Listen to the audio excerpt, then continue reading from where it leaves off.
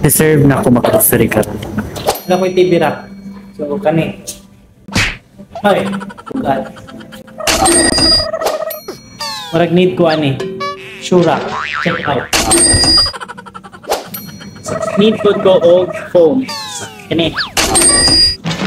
Before ta mag-check out, at saan i-check kung unsa ka quality ang ilahang phone. Miss, pumayad ko sa akong gikuan grocery.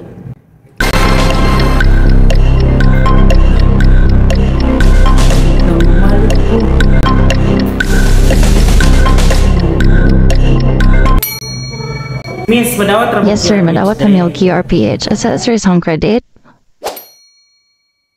Hi guys, this is Jobert Vargas at Tikina here, isa sa sales associate ni Home Credit. So paano nga ba natin gamitin ang ating Home Credit Kwarta? Just watch this video. Hanapin lang ang QRPH logo sa mga partner store and scan to pay with your My Home Credit app. Step 1. Buksan ang My Home Credit app at itap ang QR scanner.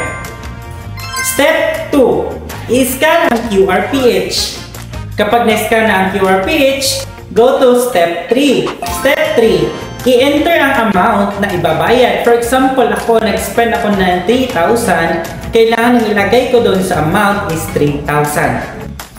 Step 4. I-confirm ang amount. For example, ako nag-spend ako ng 3,000, kaya nga 3,000 ilalagay ko. Step 5. I-enter ang My Home Credit app PIN. Step 6. Cashless.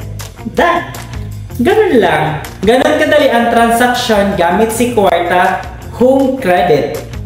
Kaya ano pang iniintay nyo? I-activate nyo na ang inyong Kwarta. Madali lang naman mag-activate. Kami na ang mag-activate para sa inyo. Ganyan namin kayo kamahal, hindi namin kayo pahirapan. Ganyan si Home Credit.